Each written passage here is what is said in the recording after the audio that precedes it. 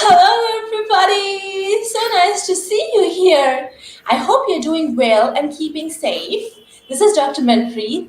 You can also call me MissMp. I'm a child psychologist, well-being therapist, ADHD coach, founder of Dr. MissMp, and I'm so glad to have you here. Today's topic is a very interesting one.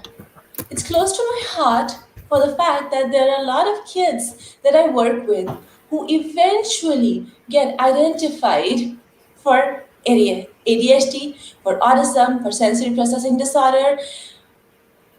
And it's the neurodiversity which makes it really challenging and rewarding to work with them.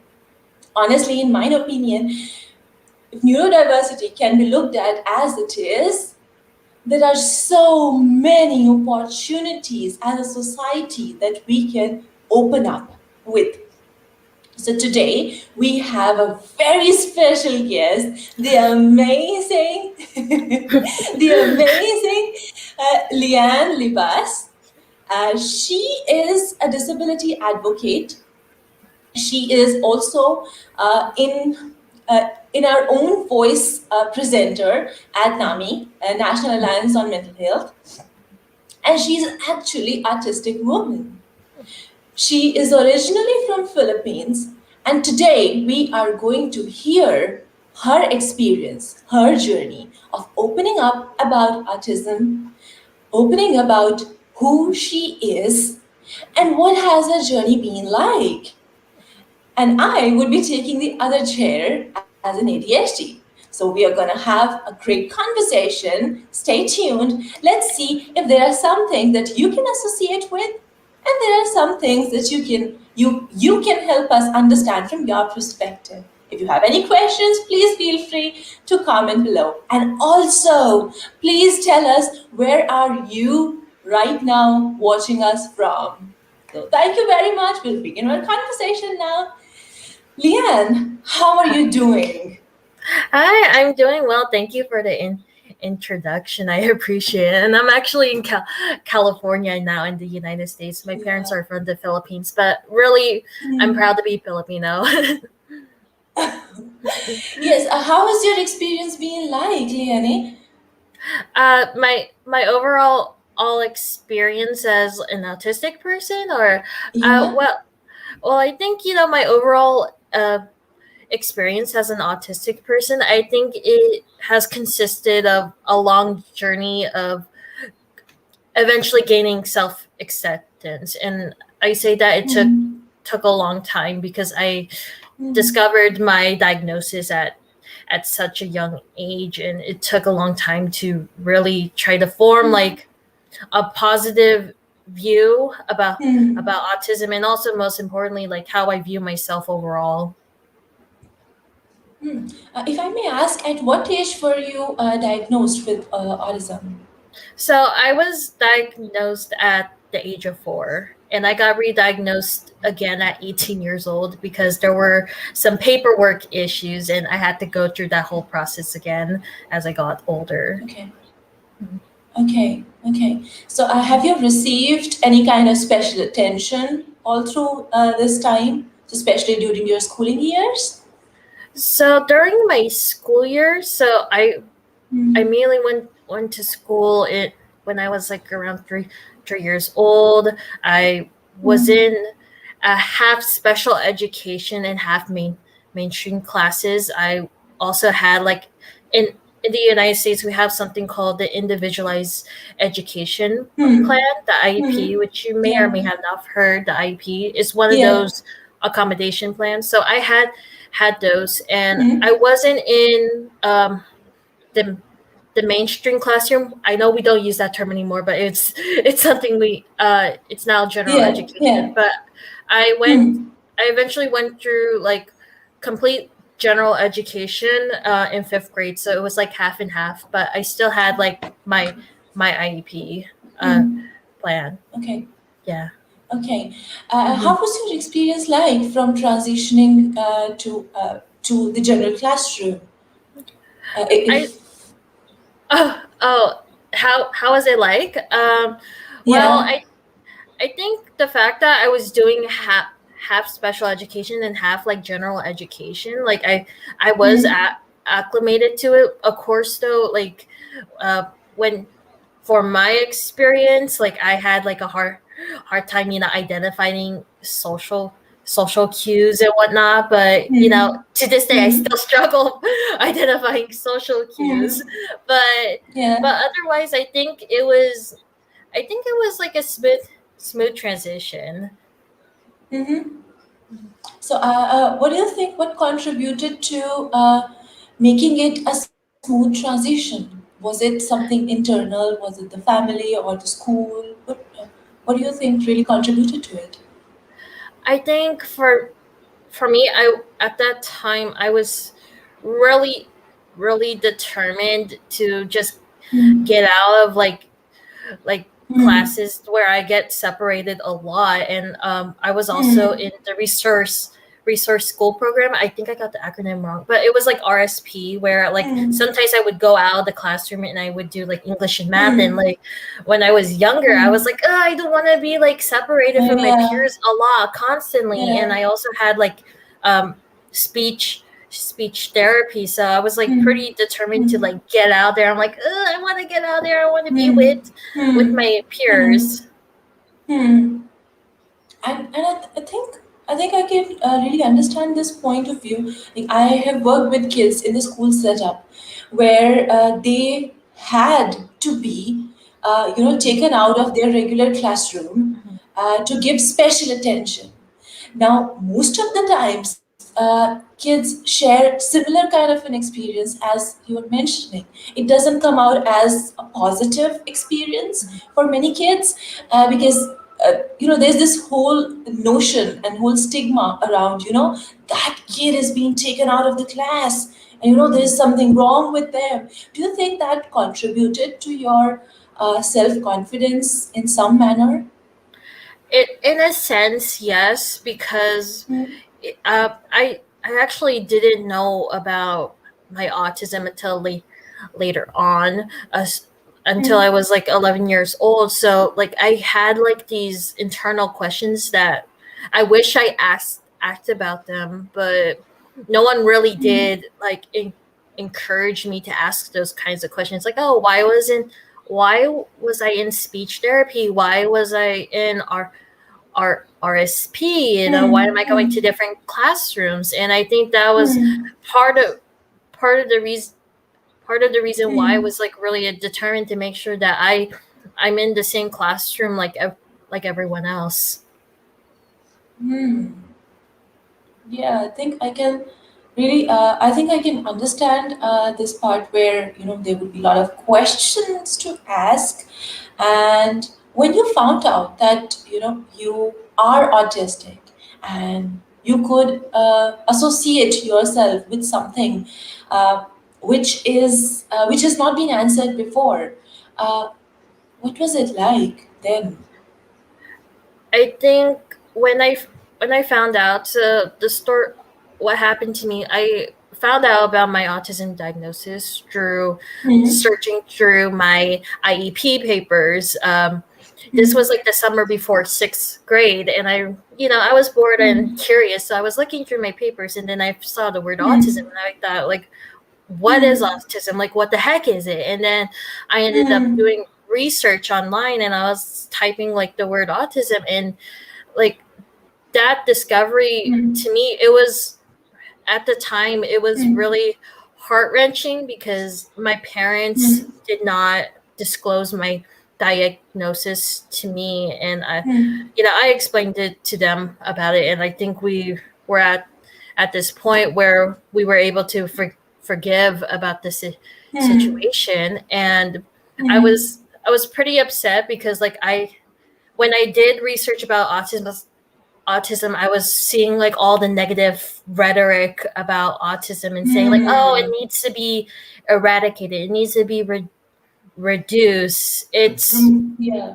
Hmm. it needs to be gone. And like that really affected my whole mindset and my mental health, where I was like, Hmm. I thought the whole world was against me. I didn't want anyone to think of me Hmm. differently. That's why at that, when I discovered my autism diagnosis, pre- I was frustrated, and I went through many years of self hatred and having to Mm, navigate that.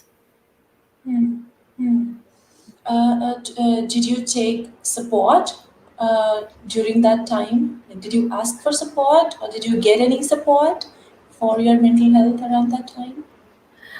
It took a while. I'm not gonna lie. It took a while because Mm, at the time we were my family and I, we were going through some personal events that occurred mm, prior to me mm. finding out about my diagnosis, and so having Okay. to deal with that on top of my, you know, on top of finding it Mm, out, it took a while mm, to like gather the courage to actually ask for mm, help, and it wasn't until like I believe it was eighth grade where I finally was like, you know what, I mm, I don't want to do speech therapy. I want to talk to an actual therapist and mm, talk about what's been mm, going on, because I knew that like it's I needed to resolve it, because mm, I didn't want to be sad, and I was also trying to find out who I was mm, as a person.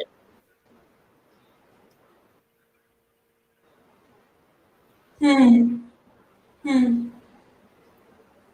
And not be defined by the yeah. Yeah, and ultimately just like besides dealing with, like what it's like to be autistic, on top of that, like I also didn't want to identify Mm, as like Asian American, so I was really determined to mm, try to get away from the labels at that time, because I was like, I want people to see me more than what I appear and how I act. Like, what can I contribute to the world? mm, So originally, my determination came from a place of anger and a lot of self hatred, but I was eventually able to turn it around at some mm. point. The labels. Yeah, yeah.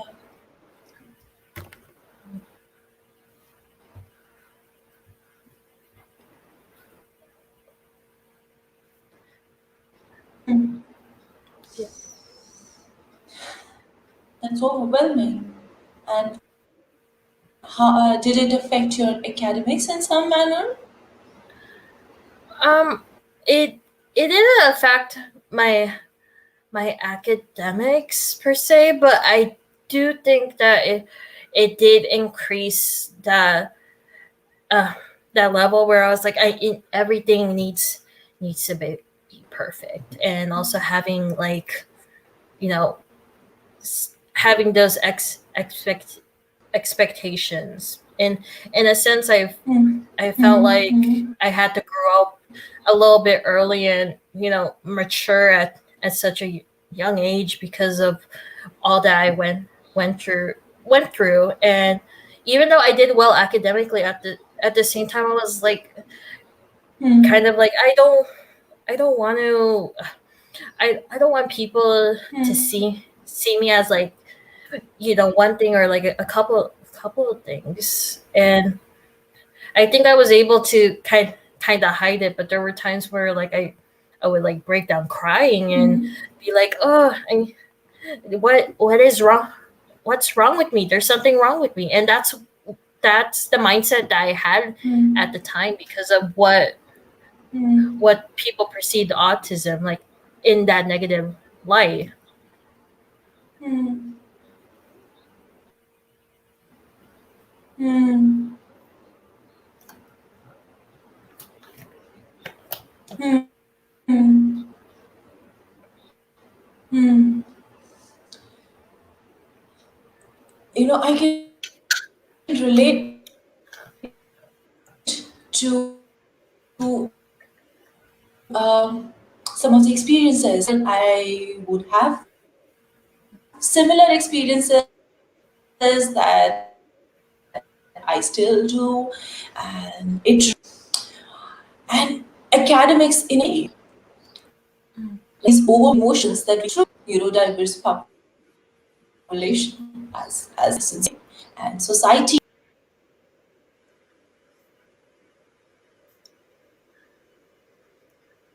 Oh, we're having connection issues, but we're trying right now. Oh, I see a comment. I just saw it. Hello. Oh, hi. so we're gonna try to figure out the connect connection issues right now. So just stay tight. Yeah, I think, yeah, Yeah. so it looks like it is on my Yeah. end. Actually, the weather is still not okay here. It's been Oh. all windy, so Mhm. probably that's why it's happening. Uh. Anyway, so I'll come back to what I was saying. As a neurodivergent, our experiences are usually different and yet similar in some ways. Now, like I really identify myself as somebody who struggled a lot, especially Mhm. during high school years. Now, when I go back and like yesterday itself, I was looking at my photographs, old photographs, Mhm. and I saw that there and my family also observed that there was a huge transition, there was huge change that happened along the years. So in those photographs, it was clearly visible that earlier the smile, the happy face, and the giggling, all of it was clearly visible. While as we went ahead, and as I went along with the journey of all the formal education and all the expectations that we have as as adolescents and as we're growing up, it really influenced my overall well-being. And as you're sharing that you it took you some time to go out and ask for help. Now when you did get help, Learning, what was it like? Did it was it open-hearted, warm since the beginning, or were there any ups and downs that you experienced? What was it like? I think I was able to open up a lot because it's like I kept it in for like Hmm. at that point a few years, and I was like, I'm Hmm. glad that I got it out. But of course, like with therapy, there's gonna be ups and downs. You're gonna have your good days, and you're gonna have Hmm. your bad days, and that's Yeah. part of what therapy is. And that's another thing too that you may know is like you have to Hmm. find the right therapist. So sometimes you're like, Yeah. it's not, we're not fitting This was. together, so we're gonna try someone else. So that's the whole Yeah. journey. Oh my God, I can so relate to that. Like I went to one of the therapists at my college. So now at that time, I had no idea that I have ADHD, and astonishingly, I mean, I think it is astonishing that the studies that I did, it was all related to psychology, child psychology, learning disabilities, uh, developmental disabilities. We had a whole course separately on developmental disabilities. Yet, nobody around me, none of my professors, nobody could identify that I was a little different. Yes, everybody could see that I am never on time. I'm always late for my classes. I miss out on my classes. I fiddle a lot. Uh, I don't smile. I do well in assignments, but I'm always late. I'm never on time with the deadlines. There's fidgeting, there's like so much that now I look back, and the clients that I work with, these are some of the parameters where you can quickly observe and see that yes, there's something different with the child, and I need to give a little attention. Mhm. I think that's the irony of being a psychologist and being in the same field, and yet finding out that nobody around you could you really understand. Now, as your experience comes that you were identified at a young age, now Do you think, now that I share that I was, diagnosed later on, do you think that it would have made a difference in your life if you were identified later on and not early on in your life? Wow, that's actually a great question. No one has asked me that before. Well, I will say this. I'm pretty fortunate that I got Hmm. diagnosed at an early age because, Hmm. as you may or may not know, Hmm. autistic people of color, autistic women, Hmm. those who come from like different different cultural backgrounds or different backgrounds, they Hmm. they get diagnosed later, and so I was pretty fortunate to get early diagnosis. But Hmm. if I had to choose, oh my goodness, I Hmm.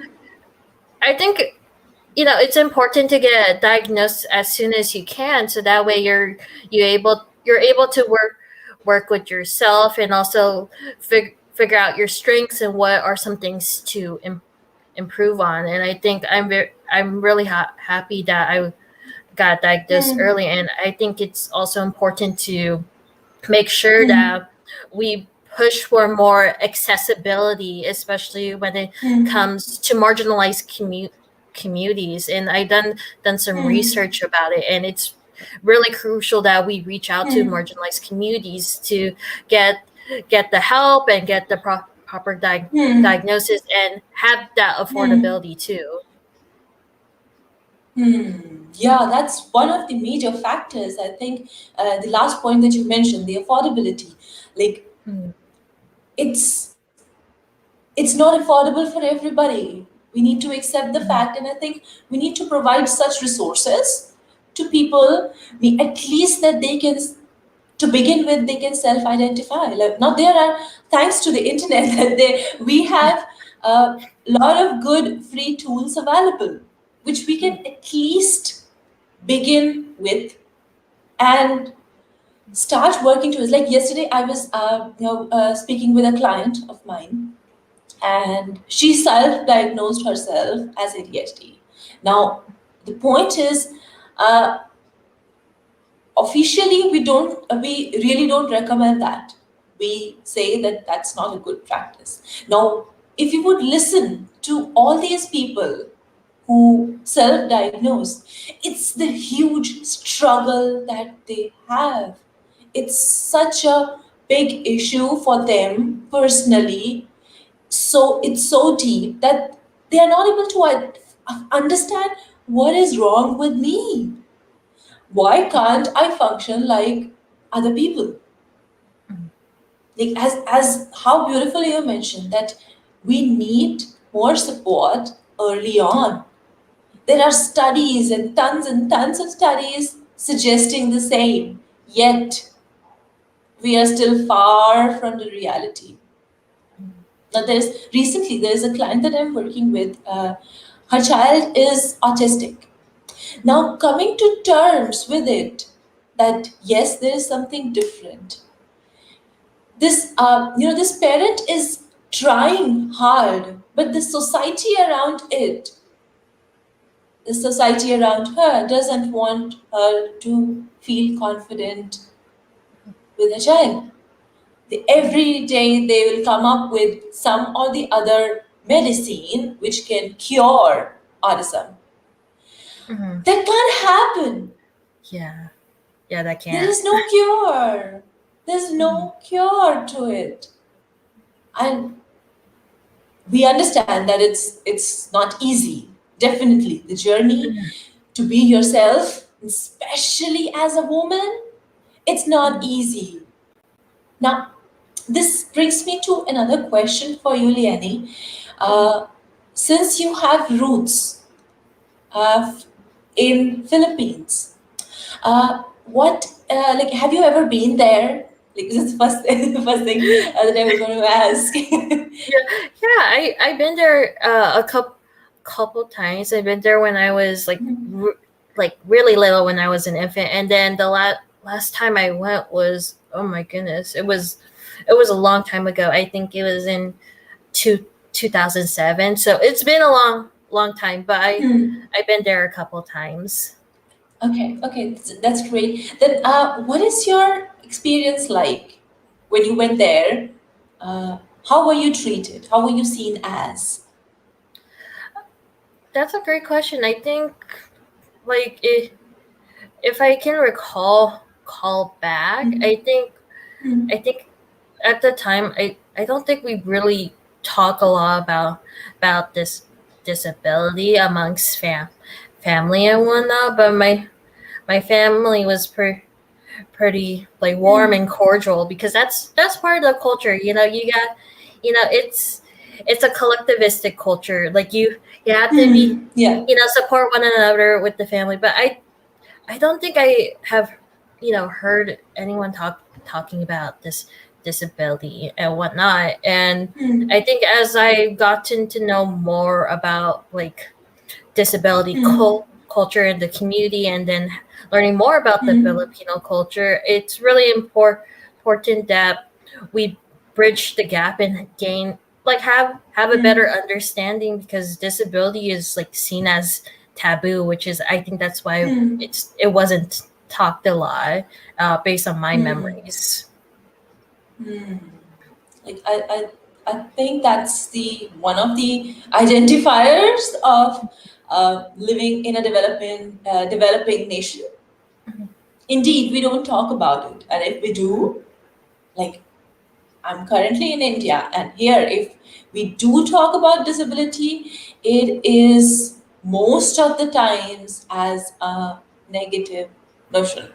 It's seen as something which limits you, it's seen as something which should be eradicated. And when we say mental health, we are still far away from actually accepting that mental health is as important, if not more, as physical health. Now, from your experience of visiting Philippines, do you think there were people around you, maybe your family members, extended family, who struggled or who had concerns which are related to mental health, and yet, there was some kind of a situation that you observed? uh, I I believe so. I think later on, because we use Facebook to stay in contact. I Hmm. still use Facebook to stay in contact with my relatives, and Hmm. the kinds of things about like mental health and whatnot. I feel like, Hmm. I cannot speak for like every single family member and whatnot, Hmm. but Hmm.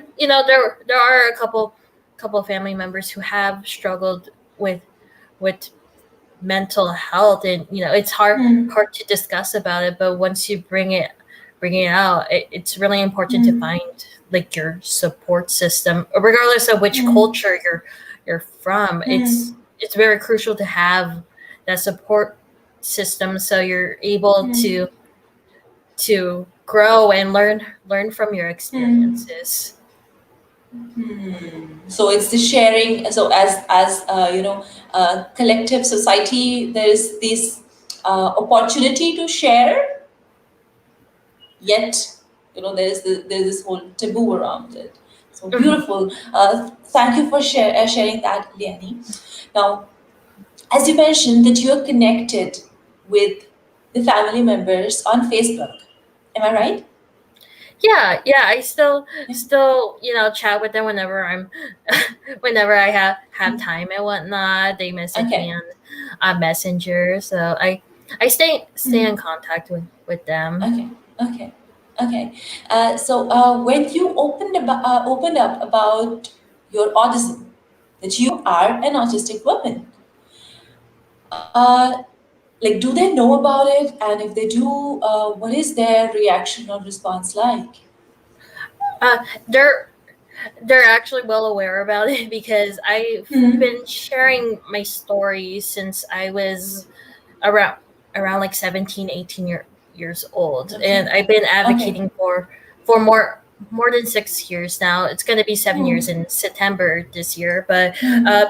they're really aware about it, and I think Hmm. they're proud of me, because like I'm speaking up about it and saying like, hey, Mm-hmm. this is something that needs to be discussed. And I'm one examples where like, yes, I'm autistic, but I'm trying my best to live the life that I want to live, and to Mm-hmm. overall li- live a fulfilling life. So I think they're really proud of me for speaking up. Hmm. Wow. I think that's really supportive of them, and I think it's beautiful that you have the support of your family here. Mhm. Now, I wonder, see, from the studies, we know that autism can be, in many cases, genetic.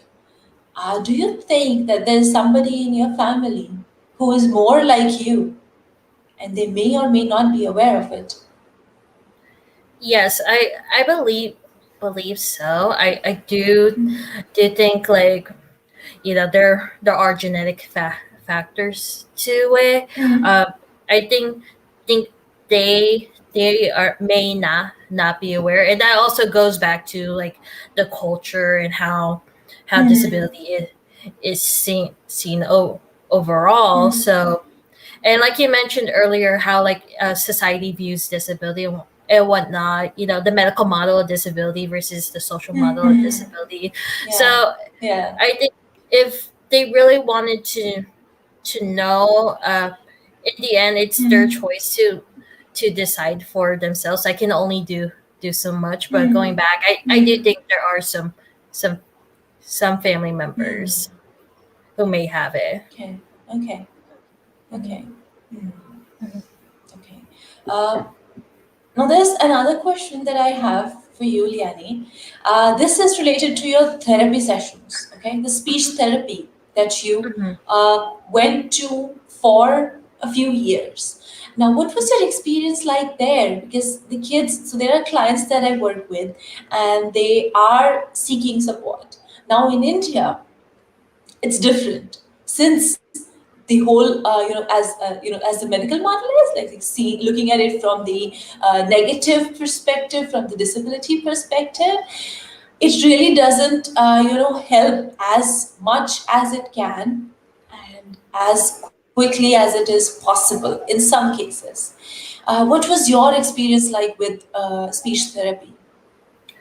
Well, I started speech therapy pretty young, so in the beginning, I was like, okay, we're just learning how to pronounce letters correctly and whatnot, and social skills. But over time, it gets to the point where you're like, okay, what's the point in all this? Like, as I got to older, I was like, I don't want to do like speech therapy anymore and whatnot, because like I done it for so long. And I think one of the moments that stuck by me is whenever I attend the IEP meetings. And what frustrated me about the IEP meetings, it's kind of like, yes, they acknowledge that I was there, but Hmm. it's kind of like in the meetings, like it's not focused on the students. It's like as if the student is not there. They're just listening, and that was my experience. So I really hope that now with IEP meetings that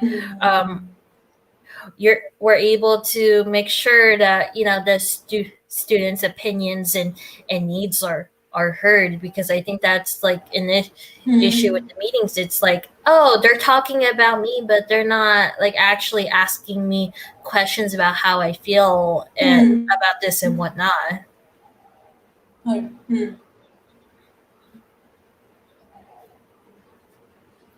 Yeah. Yeah. Yeah.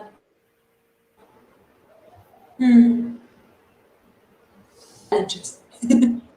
Do you, as it is said that autism alone does not occur usually.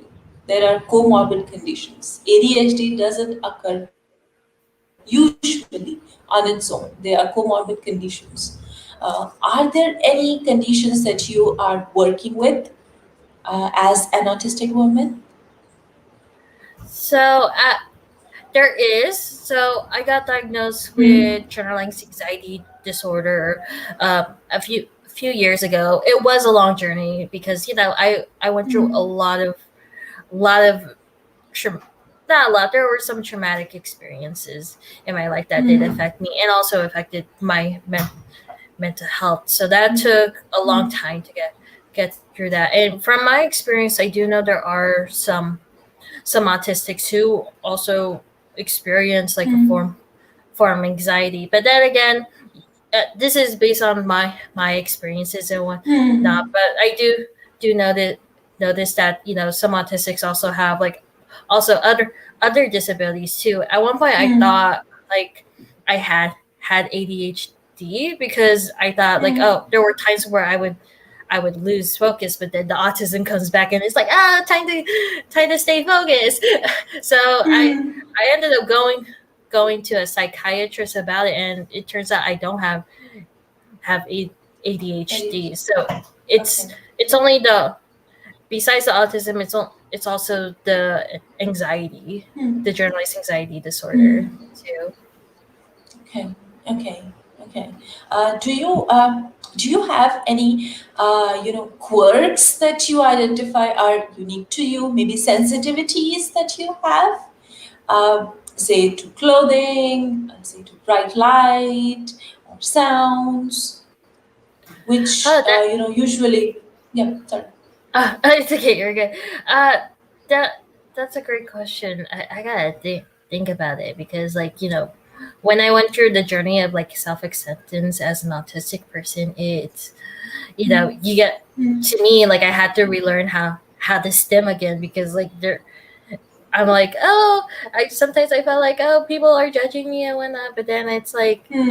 what I like to do is like I used to have stem toys and I like Hmm. touching things that are soft, so that helps me Hmm. a lot to focus and Hmm. whatnot. I think the term is tactile. I think so. I'm a tactile Hmm. stimmer. I hope Hmm. I got it right.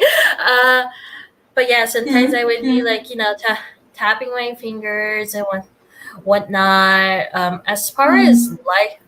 light and sound, I think over time I gotten used to it, but Hmm. there are times where I was like, okay, we need to adjust the brightness of it or the Hmm. volume of it of whatever, whether Hmm. it's like through the phone or through the TV or what Hmm. whatnot. But there is like okay, so there's this one thing that Hmm.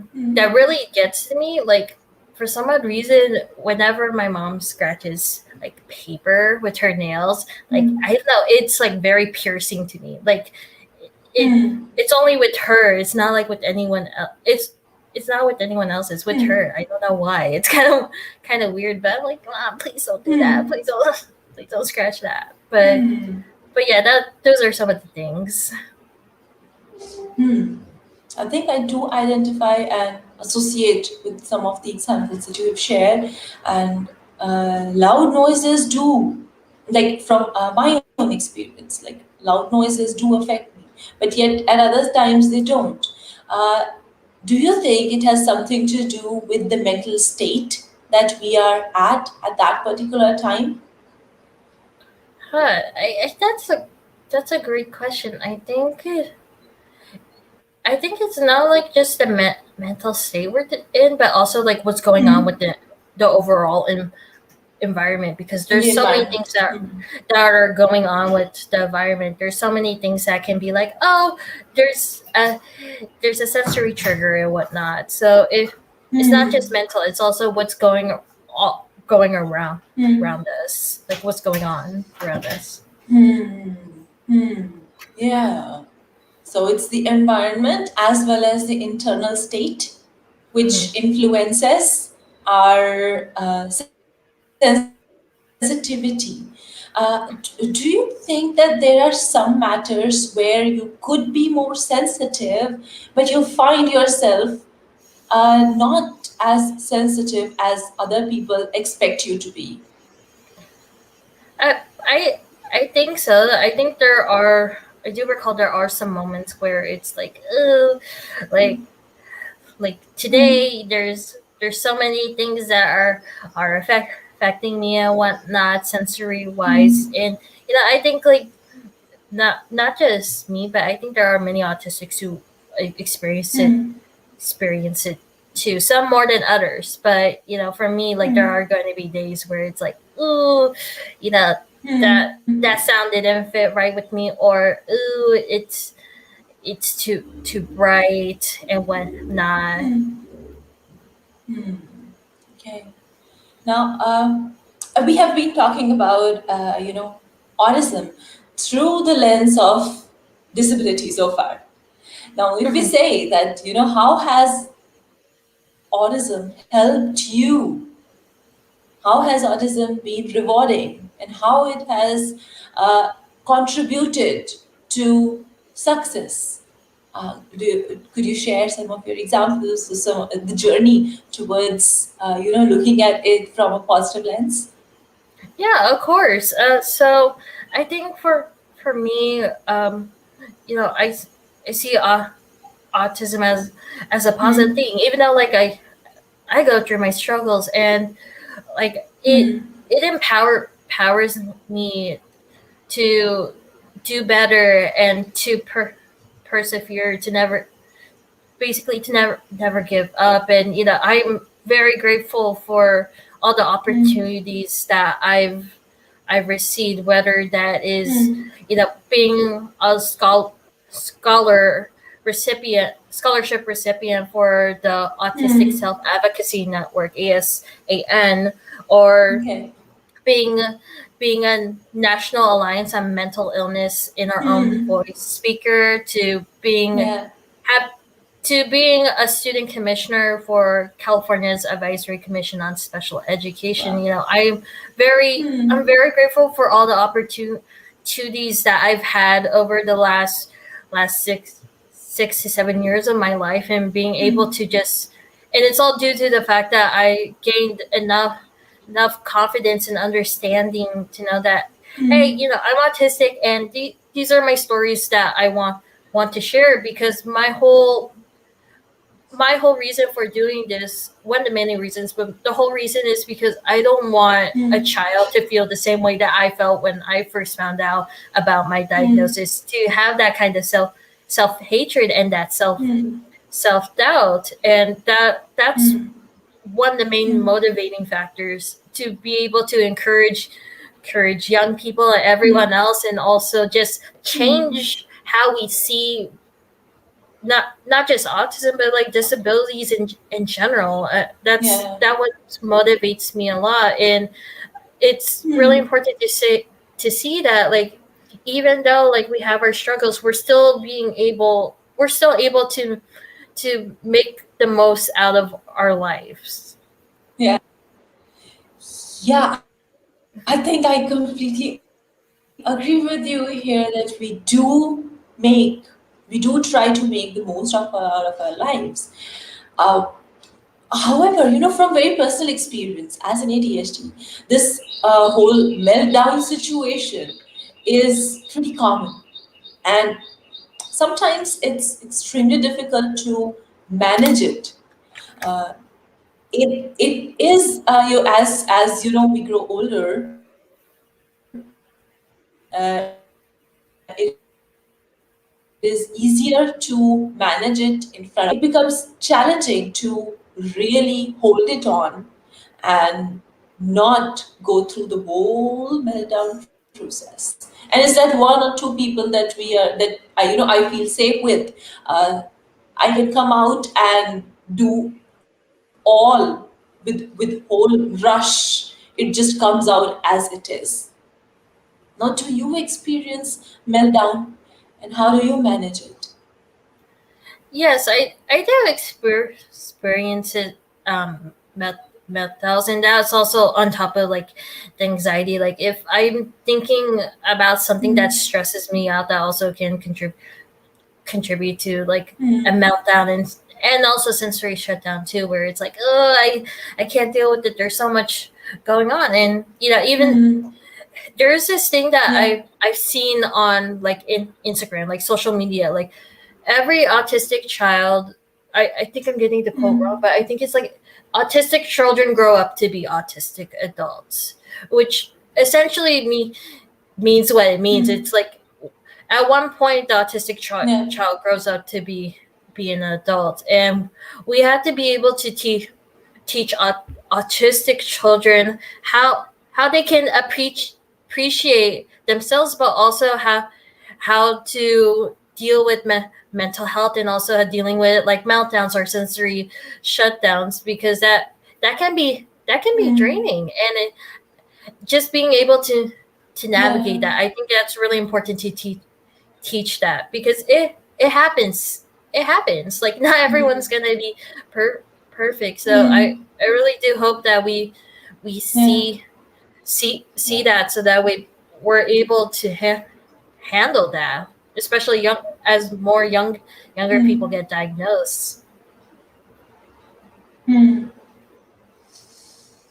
I think that's a very, very beautiful and empowering point that you have mentioned. That we need to empower our kids with those skills so that they can manage themselves as they grow up. Now, most of the facilities that we have for this somehow not reaching the masses. Do you have any idea, maybe a vague, thinking out loud idea that could be shared with everybody, that how to deal with the meltdowns, especially, and how can parents help children who are autistic with the meltdowns? I think first of all, what's really important whenever someone's experiencing a meltdown or a sensory shutdown, it's, I know I'm using those interchangeably, but just overall meltdown. But uh, I think it's really important to at least give give them some space and time to recuperate, and to show support, such as, like, let's see what's really affecting this, like, is there something in the environment that's affecting them a lot, and whatnot. And also just making sure to show love when they're ready to come back and be like, hey, I'm okay and whatnot. And it takes a lot of patience and understanding, because you know I think with parents, like, they're seeing, like, oh my goodness, like, they're seeing this this meltdown, but they also have to see, like, oh, what's really affecting the environment, what's really affecting them. You also have to be a problem solver in that moment in order to support your child. I think that's really crucial. I'll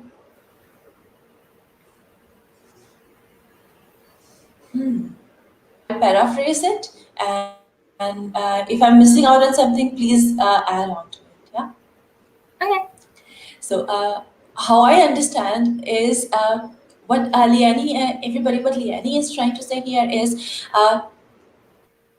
if you observe that a child who is autistic or ADHD or any kind of other child is going through a meltdown, first give them space. Let them do whatever they are feeling like. And as long as they are safe, let them have some space. Oh wow, that was poetic. I'm sorry. I'll come back. You're good. You're good. Now, next one, then identify. Next one is identify what are the things that could be influencing that behavior. Now, behavior as it is coming out is something that is visible to you, is not immediate. Usually, there is a lot going on behind it. So maybe, really taking a big picture and finding out what are those things that are influencing your child's behavior, and that are really instigating and affecting their senses. So second is that identifying what are those triggers that are affecting and that could be affecting your child. And then the third one, while you are doing all of this, try to stay calm. Be patient, be as supportive as possible. And I'll just add on here, Liani, parents' mental health itself is very challenging. and especially if they have a kid who is special in certain terms, it becomes further difficult for them to take care of their mental health. So, a little recommendation for parents: so while you are waiting around, while you are trying to be patient and supportive, and do the same for yourself. Take deep breaths and be observant of yourself. So we can't really fill from an empty cup. Try to fill in your own cup while the child is going through their emotions. Lenny, do you think I missed out on something, or maybe you would want to add? Well, I do also want to add to that what Yeah. when you know when someone's experiencing a meltdown, they're feeling those emotions to also like validate them too. I think it's really important to to validate a, a child's emotions and what they're going through, and just saying like it's okay to feel frustrated in the moment. Like just be like, I understand how you're feeling. It's okay to feel this way for a little bit, and we'll be able to work our ways back to like going on and moving forward. Yeah, so to accept and to extend that acceptance to your child is very important as well. So while you're trying to be supportive and being patient, please ensure to also let your child know that the way you're supporting is through understanding. It is not from that something from an outside perspective, or I can see that you're going through something and I'm here, but also that I understand what you're going through.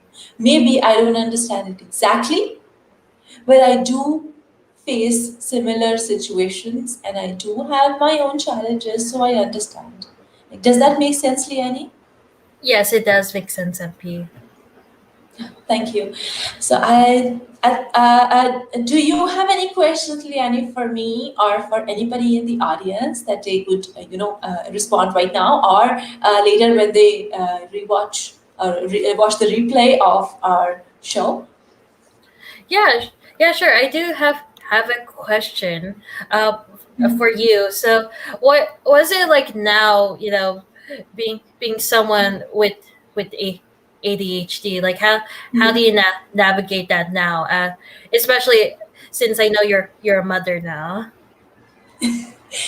Honestly, it's extremely challenging. It is rewarding from the perspective that I can now, since I have trained myself and my clients for all this while on how to be present in the moment. Yet it is challenging. So when you want to do something, like I want to do something, like before the baby is like, especially as it happens with ADHD, if we want to do something, we are heads on. If we don't want to do something, we are extremely rebellious. Now, as I became a parent, that was not an option. That's not an option that I can choose. Like, this exactly happened before joining this call, before going live. Uh, I had to leave my crying baby with uh, my mother. I guess as he's growing older, he doesn't want me to, go away from him. He wanted me to be there. Now he's going to be 15 months old next month. So there's this whole anxiety, this separation anxiety that he's experiencing. So I understand his point, but then I also am experiencing these whole, postpartum emotional turmoils, these hormonal changes that are still going through, and it's extremely challenging, to be very honest, Liani. But what is helping is the fact that I want to do better. Having a supportive family is so important for our well-being. As we were having a conversation where you mentioned that how mental health affected your self-esteem. And that does. I mean, honestly, I go through it every day. I mean, every moment that it does, like, I won't be able to do it. I don't think, especially when you have a history of mental health concerns. Like, I was clinically depressed. Again, nobody could identify at that time somehow. And I didn't reach out for help because I really didn't think that there was anything for me to, get help for. When I tried, it was negated that, you're just going through changes and that's all. So there's this whole thing that still in India, like, people really need to come up the curve. But then when you have a history of mental health, it affects. Furthermore, now there is research proving it that if you have a history, then after the baby, during pregnancy, and after the baby, you have to be extremely cautious. You need to ensure that your well being is taken care of, you are well supported, so that whenever you have a meltdown, whenever you are feeling overwhelmed, you just want to shut everything up, the support is available. And that's how, I am still grappling with. I hope I could answer your question, or I just went haywire. You're good. I think you answered my question perfectly, and I appreciate you for sharing your experiences. They are validated. Thank you so much.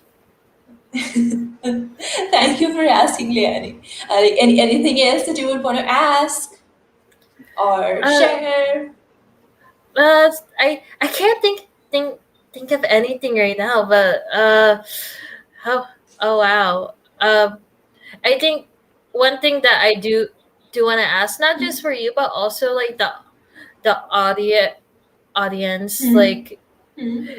has has autism been been viewed differently now over the years? Because for me personally, I've been seeing some changes for sure on how we view autism, because there's Hmm. a lot of amazing advocates speaking out Hmm. and sharing their Hmm. experiences. So I'm kind of curious to hear from Hmm. not just your perspective, but also from everyone else's Hmm. perspective, especially now that we're almost getting to the end of Autism Acceptance Month. Acceptance month, yeah. Mhm. So I'm sure if the audience is able to, but then I'll begin with mine, and if somebody can pour in their comments, then I'll show it up here. Okay. Otherwise, I think I would request everybody who is watching the replay, please respond to this question from your perspective. Now, coming back to me, see how I see it is, yes, it is changing on a global level. Yes, there are ripples that are even affecting or even influencing developing nations. So I think we are going in a positive direction. We are going in a direction which is growth oriented, and we need more people like you, Liani, to be honest, Oh, who are thank you. open and they want to share their real self, because it is still there are challenges when it comes to accepting uh, as just the way we are. And if we can have more such sessions, if we can have more people like you who are open, bold, and courageous, I think that will accelerate the whole process, and we are able to reach out to more number of children and adults who identify themselves as different. Mhm. Yeah. Thank you. I appreciate it, and that's also one of the many reasons why I advocate, because I do want to encourage other people to share their stories, because it's not just me who's sharing it. There's a bunch of other people who also have similar experiences, that, and I want to encourage them, whether you use different modes of communication, whether you come from different cultural backgrounds, whether you're old or young. I want to encourage other autistics to share their experiences, and to know that I support them, and there's a huge community out there who supports you for sure. Beautiful. Leanne, as you mentioned that this was just one question that I have. As you're mentioning that there's a community out there, suggestions to make where I would love to recommend my clients to those community to reach out to those communities and be a part of it who have children who are autistic. There's for as far as like the communities, I know like here in the US we have like great organizations such as the Autistic Self Advocacy Network ASA, and we also have a AWN, which is the Autistic Women and Non-Binary Network. Globally, I can't think of anything, but like if anyone in the comments has some really great autistic friendly organizations and resources, put them in the comments for sure. But yeah, there's also how I found like other autistics. I actually found them through social media and whatnot, and I'm actually still connected to some amazing advocates and chat with them, be like, hey, how are you doing, and whatnot. It's really wonderful, like going on social media like Instagram and whatnot. Wonderful. I think that is one suggestion that I think I can endorse. Social media is a very open, and we have all sorts of people there, and it is also possible to get the right kind of people that we are looking for on social media. So Instagram, guys, please follow Lieni, and please connect with her on LinkedIn as well. And if you have any questions, please feel free to comment whenever you watch this video, and just let us know what do you think about this video. And I hope to see all of you again super soon. Next month is Mental Health Awareness Month and Employee Health Awareness Month. So we're going to have some exciting stuff. And please stay tuned to my show. Is ADHD a disability? And does it have to be? And we're going to have more amazing conversations. And see you soon. Thank you very much, everybody. Bye bye.